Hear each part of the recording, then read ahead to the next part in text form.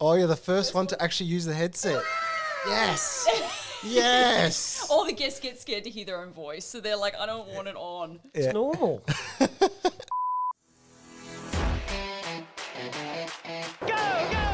And you're doing it, he's in! That's a massive crash, and it's happened immediately! This is amazing! Big shot, and it's lights out, and away we go! Welcome to the podcast, STU McCARTHY. Stu, I am absolutely amped that you're on the pod. Dude, first of all, how you been? Yeah, good.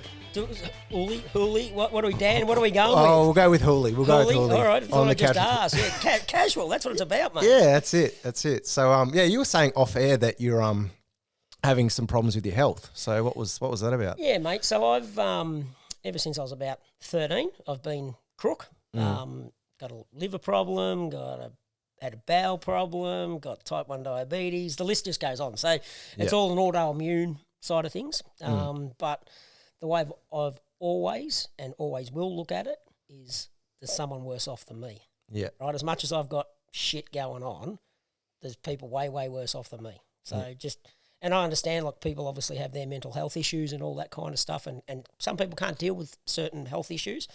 But for whatever reason, I've got that mental side of things. I probably am mental, I suppose, but just be positive about it and think there's people worse off. And perfect example is probably the way I look at it, is I'm very good friends with people who've got muscular dystrophy, and 3 of the guys that I've known, I'll say 5 guys that I've known that have had it, they've all passed away, and there's one still alive at the moment. And I don't know whether you can see it on camera, but I'll lift my foot up. Yeah. The green shoelaces, which is for Muscular Dystrophy Awareness Warrnambool.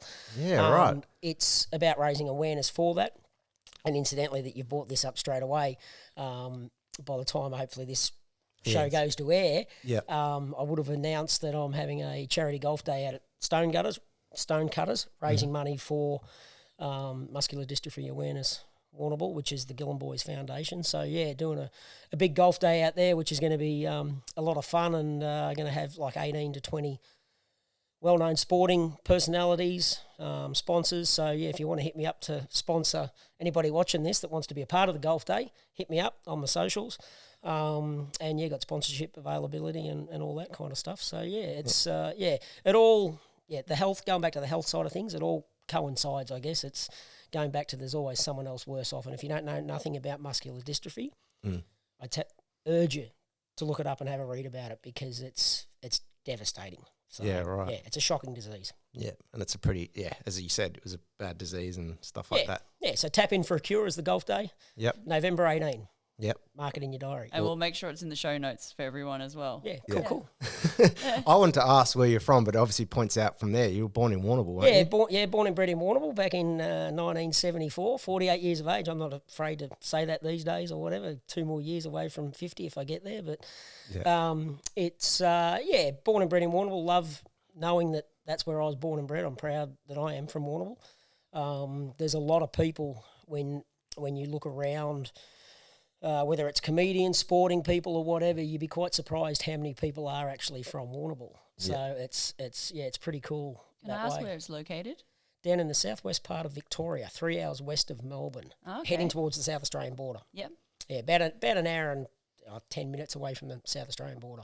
Start of the Great Ocean Road, pretty much. Yep. Yeah. Yeah, and Warrnambool's home to like our own Knoxville Nationals in a way. Yeah, correct. The Grand Annual Sprint Car Classics. I got to announce that a few years, and when I first started out announcing back in 1996. So, yeah, long time ago now, with Gavin White and myself started at the same stage, and that all come about by just talking to a mate that was on our local radio show, or radio station back down there in Warrnambool, 3YB at the time. And they did a local sports show on a Wednesday night where they talk about local things that were happening, different sports. And so I just went to my mate, Scotty Stewart, and incidentally, he's passed away. He had a heart transplant and didn't make it through it, and he's been gone good 15 years now, even longer, I probably should say. Went to him and said, how do we go about getting a speedway show or a squash show? And the reason I say squash, I used to play a lot of squash when I was younger back in Warrnambool, go away and play tournaments and all that kind of stuff. And said to Scotty, he goes, look, squash isn't going to work. Yeah. No worries, he goes, but speedway will. So then we went to the Premier Speedway committee, or the track manager at the time, Jamie Nicholson, and said to Jamie, look, we've got this opportunity. And Jamie's like, yeah, happy for you guys to do it because we've seen you travel around different tracks out at Warrnambool, did it, all that kind of stuff. And so, yeah, the next Wednesday night we're on the radio. Had done no public speaking, nothing. Just straight on there? Just straight on the radio, and for 20 minutes. So we started doing it, and then it was the second week after we'd done the show, Jamie was then said to us, have you ever thought about doing commentary? Sort of, no, not really. Just happy to, like always admired Charlie Burley and Stuart Owen, who were the stalwarts at Premier Speedway down in Warrnambool back in the day. And always admired what they did. And then when they asked, I thought, oh, yeah, well, we'll give it a crack. And that was back in 96, and haven't missed a year announcing until the shit show that's happened in the last couple of years in the world. Yeah. Obviously lost sort of 12 months because I ended up doing a little bit of, we ended up doing a fair bit of drag racing commentary at Sydney here. So yeah, sort of since 96, haven't, really missed a beat, and obviously been lucky enough to go to America a few times and Darwin and whatever. So, yeah, it's been cool. Yeah. And with that, where did you meet your wife, Sade? Did that just all come through Parramatta, or was that more so Warrnambool? No, at Parramatta. Obviously, I remember when I was younger seeing Rod Bowen, her father, Rocket. He come down and raced the Classic and the Easter Trail a few times. So, and as everybody would be aware of his 60 Minutes story back in the day with Mike Munro. Yeah, right. I remember seeing that. So if you haven't seen that for a long time, or you haven't seen it, Google it. It's on there, 60 Minutes, Rod Bowen, like sprint car with Mike Munro. And it's really cool, like when you look back at it, and what's said and the way it's done. Melinda Dumsney's on it, and Roddy, my brother-in-law, he's on it. He's only, I think he's only 2 years of age or something like that, around, might even be a little bit younger. So it's sort of funny when you look at that now, and Roddy's 31, 32, I think he is now. So it's sort of funny when you look back how far ago that was. So, so then just met Sade through people once I moved to Sydney in 2005. Met her, and she fell pregnant, and we've got our daughter Indiana, who turns 12 next month, October. Yeah. It's cool that she's healthy, Sade's healthy, and it's all good. And you're still kicking, which is also good. Yeah, I'm the one that's crook for the family, so that's all good. So. Did you name Indiana after Indianapolis, or is that just more? Was that just more so just of a nice name? No, it was funny. So when obviously pregnant, and we didn't want to find out what she had or what we were having, I should say, and it was like, we had all these boy names, and we're going. It's quite a funny story actually. We're going through different names, and if I could make fun of a name, so I'm a bit of a prankster, have a bit of a laugh and whatever like that. Yeah. And if I could make fun of the name, the child wasn't going to have that name. Yeah. Because if I'm doing it, what are the kids at school going to do or whatever like that? That was my way of thinking that. Yeah. So we had a couple of boys' names picked out, but we never really had a girl's name picked out. So Indiana's been born, and the doctor's there, right, what are you going to name her? And we both sort of looked at each other and gone, I don't know, we haven't decided yet. So then we did the phone calls of ringing grandparents and uncles and aunties and all that, and told them that we'd had a little girl, that she was fine, and which was great. And then we just looked at each other. Excuse me. That's all good. And we're like, because we'd mentioned Indiana, obviously, as a name, and then we're just, Indiana, that'll do. Yeah. But the main reason for that was that we love Speedway or motorsport. You look at where the majority of amazing race car drivers come from. Yeah. Indiana. Yeah. Steve Kinser's from there, he's the king of the outlaws. Yeah. It just all worked into things, and Sade's birthday's April 19. And the 19 number means a fair bit to us due to the fact... Scott Darley. Correct. Yeah. And that's part of the reason Sade and I probably ended up going on a date, was back after Scott's accident, we did a walk, what's it called, the Bondi, the City to Surf, and we raised money for a charity, Cure Our Kids, I think it was called back in the day, and I don't think it's around anymore. And we raised a lot of money, and we walked on that, and that's where it sort of started off, I guess, to a degree. so went from there, and so 19. So Indiana is the 19th state. Yeah, right. I did not know that. So it's sort of and Sade's right into her numbers and what things mean and all that, and pretty spiritual, I'd say. Yeah, Sade is that in that way of thinking along those lines. Yeah. So I used to race, obviously, that's how you kind of know me, through Roddy. I used to race him in go-kart years, but I never got to know Scott Darley. Yep. So how did, it's obviously been shown in Parramatta Speedway days when you were helping with the media and stuff. Can you actually explain to the people who are not used to Speedway what the Scott Darley was to, Parramatta? Yeah, so going back just before Scott's accident, he was engaged, obviously, to Belinda Loudon at the time. And we'd all gone up to Darwin to go and watch Speedway up there. And Scott didn't race, and we were on the flight back together. And on the plane, Bell and Scott asked me to MC their wedding because it was coming up. Yep, no worries. So then we had a good old laugh and a few drinks on the plane on the way home and whatever. And then his accident obviously happened at Parramatta, and can see it as clear as day. And the things I got to see that night that you wouldn't wish anybody to see was pretty shocking, no other way of saying it. Yeah. And especially someone that you were becoming really good mates with, and obviously you're going to be emceeing their wedding, it's a huge, and I'm a bit of a believer that an MC has a huge responsibility at a wedding too, because you can make or break someone's wedding day by being an absolute flog, or doing the right thing and looking after them. So Scott's accident, it was not good, obviously. In terms of his racing career, though, it was on the trajectory, though, wasn't it? He was doing really well. Yeah, well, he was an ex-Australian champion in the lightning sprints, leader cars as they were back then. And incidentally, that car's sitting out at the Bathurst Museum. It is? Yeah, sitting out there, fully restored, sitting out there. So, which is cool. So if anybody's ever going out there, go into the museum there at the last corner there, and that's where Scott's car is from his lightning sprint or leader car, Australian title winning car. So so it was sort of that side of things. And then Dennis Loudon, obviously, who was going to be Scott's father-in-law, who now has also passed away, he there and then in the coming weeks decided, right, we're having a big race, I'm putting money up, bang, and that's how it all happened to be. What year was this? It'd be the next year after Scott passed away. Oh, okay. Have to be, yeah. So it was right after? Yeah, pretty much. October. Was it October? I get my dates mixed up. But it was the start of the season that Scott's accident happened. Yeah. And then that following January, that's when they had the first Scott Darley race. And, just meant a lot. And over the years on the infield and doing it with Wade Ornger, commentating that is, some nights or some years I'd be fine talking about it.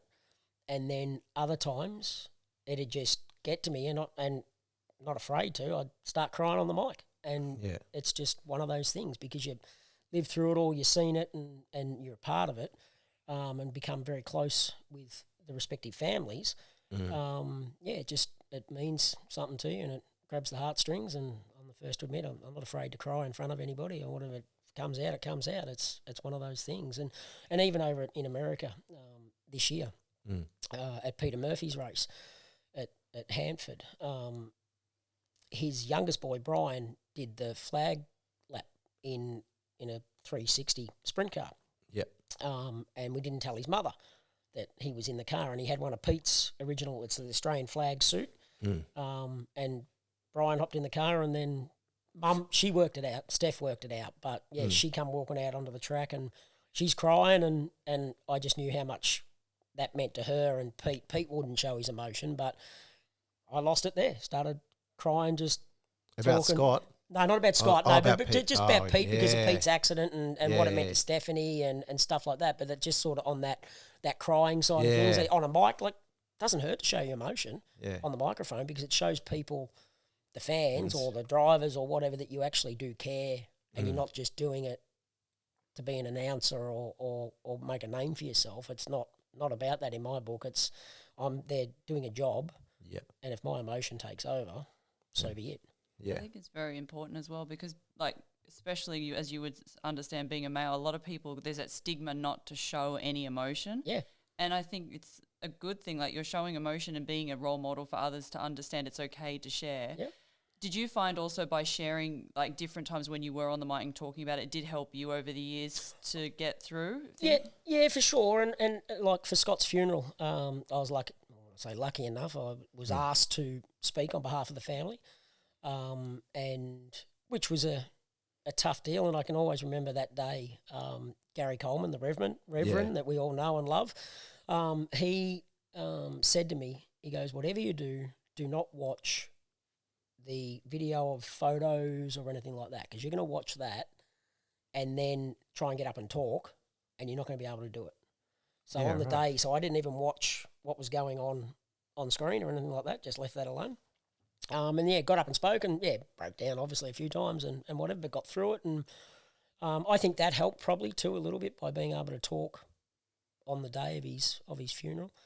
But over the years, it's not afraid to talk about it. Like there's things I don't talk about. I don't go into details about what actually happened, what I got to see and everything like that. There is some very personal things I got to see with the family themselves. So it's just the right thing to do to not talk about that stuff. You keep that, and it comes back to commentary in general.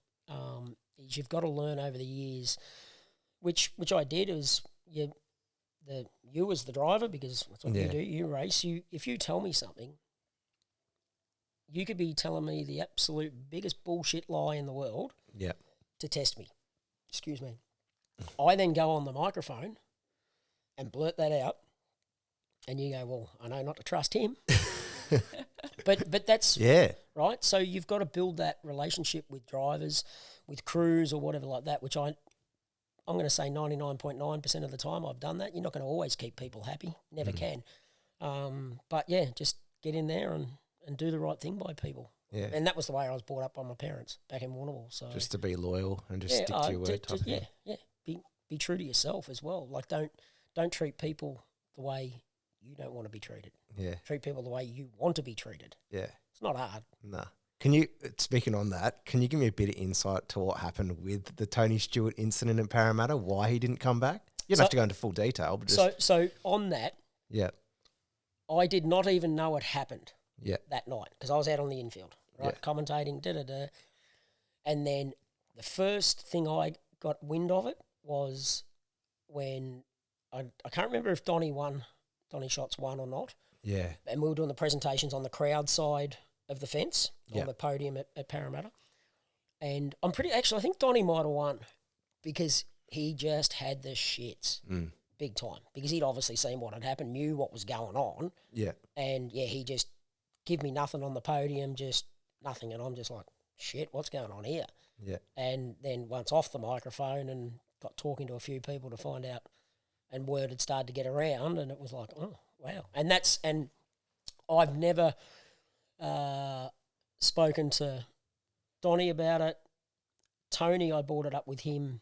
On your own podcast? No, I didn't. No, I left it alone on the podcast because when I spoke to Tony for that 2.5 hours or whatever it was it ended up being, I said to him, is there anything you don't want me to bring up? And he said, I trust you. Yeah. So I knew straight away, leave that alone. Yeah. It's as much as, I'd love to poke the bear and try and find out and you could use it as clickbait. Yeah. But I'm like, no. Yeah. I know I've already got his respect and it's not as if it's just someone driving street stocks. Yeah. This is Tony Stewart, for fuck's sake. Yeah, the legend himself. Yeah, exactly. Yeah. So I'm not, so I know I've got his respect, so I'm going to do the right thing. And did that and I can call him and have a chat and whatever. But that's just one of those things. And that goes back to what I said before about doing the right thing and treating them like a normal person, but at the same stage, don't bullshit to them, be fair. Yeah.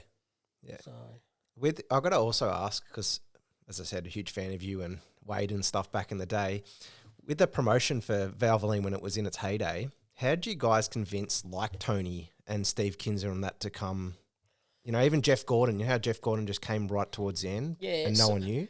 Yeah, so it comes back to not what you know, it's who you know, really. Yeah. And I had nothing to do with getting any of those people out to Australia. Like straight away, I'm just the announcer. Turn up, and even though I was a part of the promotion for just on 2 years, out doing school fates and street fates and all that kind of stuff, just to put the name out there. But with Steve Kinser, that goes back to Brian Healy, who owned Parramatta, obviously, before. Didn't Rod buy it? Or? Yeah, Rod and Brett Morris and Loudon and that was a consortium back Rush. then that bought it. Yeah, there was 4 of them, then Adard got involved. So, Brian Healy had a brilliant relationship with Steve Kinser, brought him out here for many years, the JPS cars and all that style of stuff. And so then Brian would bring Steve out, and then obviously Brian passed away. And then when the consortium had the track, they employed Mike Raymond to be the track manager. And Mike said to them, if you want to make money over Christmas, you need to bring Steve Kinser. Yeah. So they did that, and pretty much on a good authority that I know, the year they made decent money was the year they bought Steve Kinser out. Want to hear more? Each week we will share the hottest clips from our guest interviews on YouTube. But to hear the full episode, make sure to subscribe or follow us on your favourite podcast platform.